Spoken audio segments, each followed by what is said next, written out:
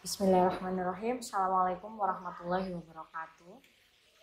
Pada video ini saya ingin menjelaskan lanjutan dari materi sebelumnya, yaitu tentang fungsi firewall pada jaringan VoIP. Nah, pada materi ini saya akan melanjutkan tentang lebih menekankan ke gangguan dari sistem atau gangguan dari keamanan sistemnya. Pada materi sebelumnya kita sudah membahas tentang konsep firewall itu seperti apa, baik di jaringan komputer maupun di jaringan VoIP seperti itu.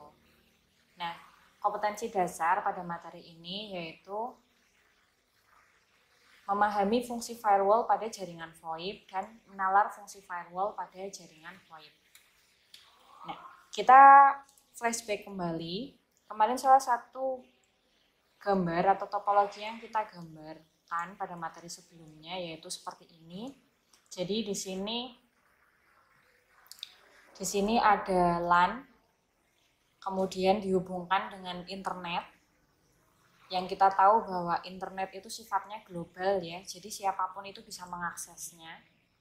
Nah, antara sambungan LAN dengan internet kita berikan firewall di tengahnya. Jadi tugasnya itu sebenarnya untuk apa sih? Yaitu firewall itu untuk memfilter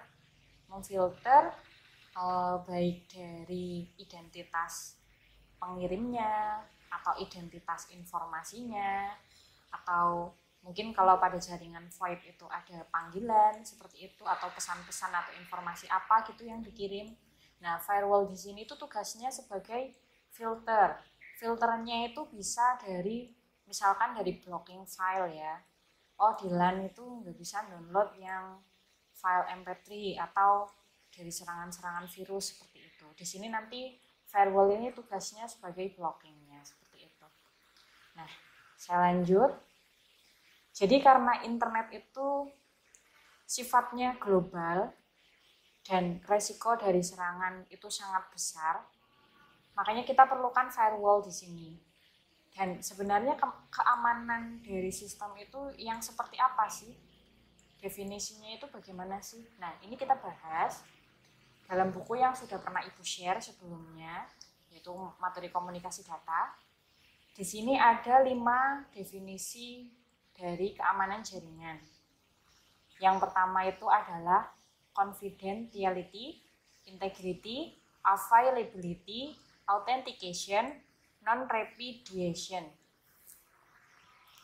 Nah, yang pertama ada confidentiality, yaitu informasi hanya dapat diakses oleh pihak yang berwenang. Ingat, kita fokus ya. Jadi kita sedang mendefinisikan apa itu keamanan jaringan. Jadi aman jika confidentiality-nya itu terpenuhi, yaitu informasi hanya dapat diakses oleh pihak yang berwenang. Terus aman jika integrity, maksudnya informasi hanya dapat diubah oleh pihak yang berwenang. Terus aman jika availability, yaitu informasi yang tersedia untuk pihak yang memiliki wewenang ketika dibutuhkan. Kemudian yaitu keempat, authentication, maksudnya adalah pengirim informasi dapat diidentifikasi dengan benar dan tidak palsu. Yang kelima, non-repudiation, yaitu pengirim maupun penerima informasi tidak dapat menyangkal pesan. Jadi keamanan jaringan itu apa? Keamanan jaringan itu kalau udah memenuhi kategori 5-5-nya ini, maka jaringan itu dikatakan aman seperti itu. Kita bahas tadi confidentiality, integrity, availability, authentication, dan non-repudiation. Seperti itu ya. Kita lanjut. Kita sering membahas bahwa jaringan itu harus aman. Jaringan itu aman dari serangan. Sebenarnya apa sih yang menyebabkan gangguan itu nggak aman? Nah, ada 2 faktor di sini yang dapat menyebabkan gangguan atau serangan sistem. Bisa dari yang pertama, dari kesengajaan atau human error. Atau yang kedua, yaitu disebabkan oleh pihak ketiga. Jadi pihak ketiga ini bisa berupa orang atau dari perusahaan mungkin yang sengaja, atau dari penyusupan, perusakan, seperti itu ya. Nah, kategori gangguan itu ada 8, saya kelompokkan menjadi 8. Yaitu yang pertama adalah interruption.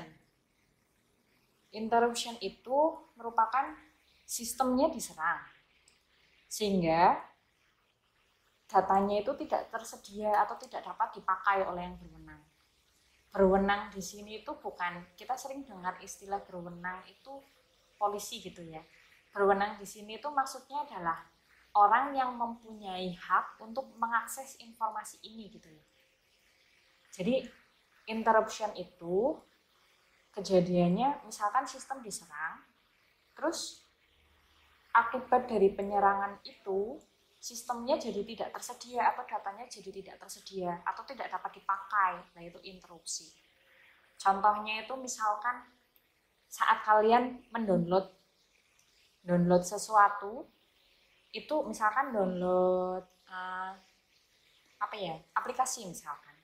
Kadang kita udah download lama gitu kan, tapi ternyata filenya itu nggak bisa diinstal. Itu mungkin filenya itu udah rusak atau udah korup seperti itu.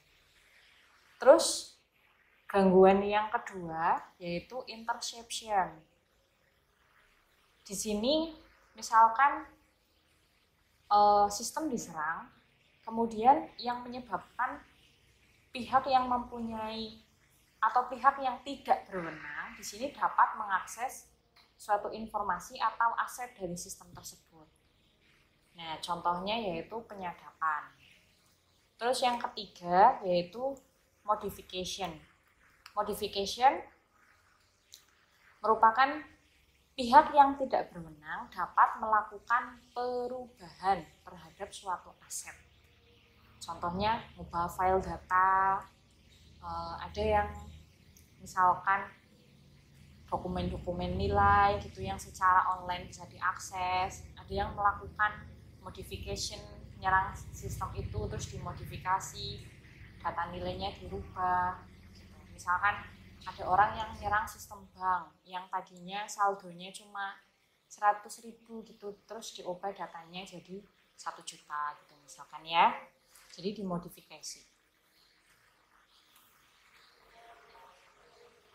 Nah, terus yang keempat itu ada gangguan yang berupa fabrication. Merupakan suatu pihak yang tidak berwenang menyisipkan objek palsu ke dalam sistem. Contohnya pengiriman pesan palsu kepada orang lain.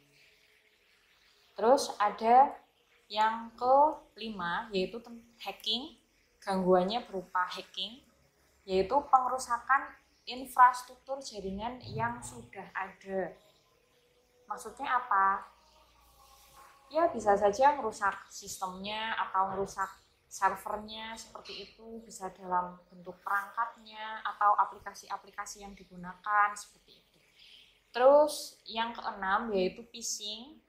Phishing itu berupa pemalsuan terhadap data resmi dilakukan untuk hal berkaitan dengan pemanfaatannya.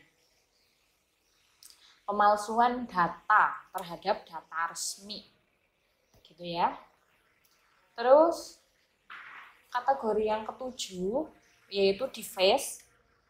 Maksudnya adalah perubahan terhadap tampilan suatu website secara ilegal. Itu beberapa waktu kemarin ada ya. Jadi jadi ada hacker yang mengubah, hacker itu istilah orang yang ganggu ya, yang nge-hack atau orang yang mengirimkan gangguan itu namanya hacker, pasti udah tahu lah. Jadi dulu itu pernah ada kasus tampilan websitenya itu berubah. Setahu ibu itu dari luar negeri kali ini. Jadi karena kesal dengan perusahaan itu websitenya itu dirubah tampilannya. Jadi semau dia mau dikasih kata-kata tulisan apa seperti itu.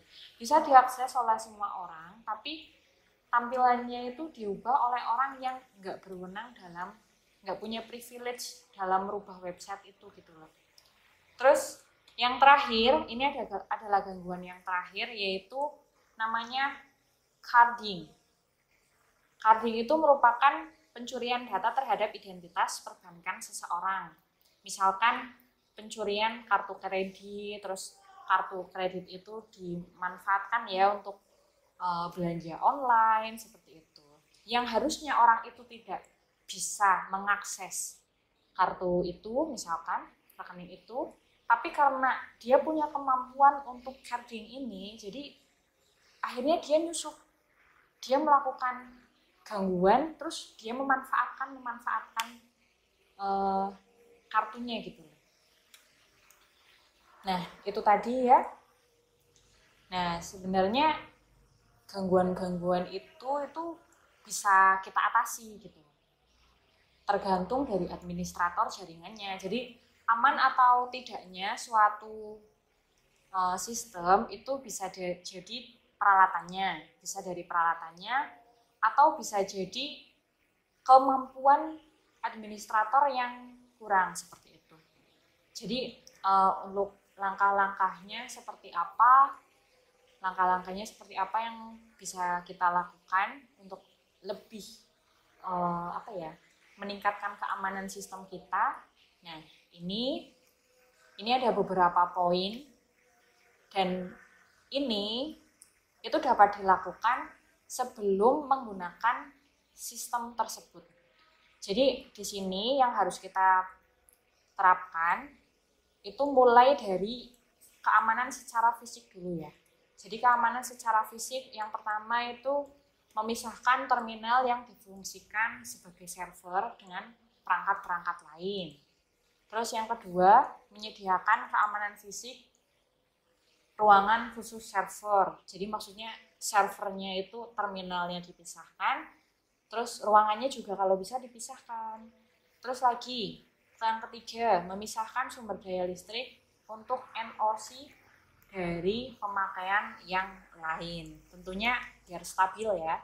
Terus yang keempat, merapikan wiring ruangan dan diberi label. Maksudnya wiring itu perkabelan ya. Jadi ya bisa lah ya kita bayangkan bagaimana jika suatu jaringan, suatu perangkat yang sebenarnya hidup atau enggaknya itu awalnya itu dari kabel, semua membutuhkan kabel. Bayangkan kalau dalam satu jaringan yang besar itu kabelnya semrawut. Nah, kita mau ngatur juga susah. Ini kabel yang buat mana? Ini yang buat mana? Seperti itu kan. Terus yang kelima, memberikan soft security berupa firewall. Maksudnya secara fisik kita udah aman, tapi secara aplikasi atau softwarenya kita perlu firewall di situ. Caranya dengan cara memilih perangkat yang memang fungsinya itu sesuai kebutuhan dan menerapkan fungsi-fungsi keamanan jaringan seperti itu. Yang keenam yaitu merencanakan maintenance dan menyiapkan backup system. Maintenance-nya ya harus secara fisik dan secara virtual juga, maksudnya secara fisik dan secara software-softwarenya gitu ya. Kalau ini backup berarti ya sering-sering aja di backup file-filenya atau data-data dari sistem tersebut. Ya, seperti itu dulu. Terus kelanjutannya kita masih membahas tentang firewall. Itu tadi yang kita tekankan adalah tentang gangguannya. Terus bagaimana firewall bekerja untuk mengamankan jaringan, baik jaringan komputer maupun VoIP. Kita akan bahas di video selanjutnya atau di materi selanjutnya. Seperti itu. Nah, untuk menguji apakah kamu sudah paham tentang materi yang ada di video ini atau belum, kita kerjakan soal ini ya. Jadi silakan, di sini ada 3 poin soal yang harus dikerjakan dan insya Allah jawabannya itu sudah ada di video ini semuanya. Jadi silakan kalau misalkan tadi ada yang belum paham, diulang lagi videonya seperti itu. Kemudian jawabannya ini silakan tulis di buku tulis dan Ibu sediakan tempat untuk mengumpulkan di classroom. Atau misalkan ada hal-hal yang mau ditanyakan, boleh kita diskusi di classroom atau jika ingin yang fast respon boleh WA ke Ibu ya. Seperti itu, semoga video ini bermanfaat.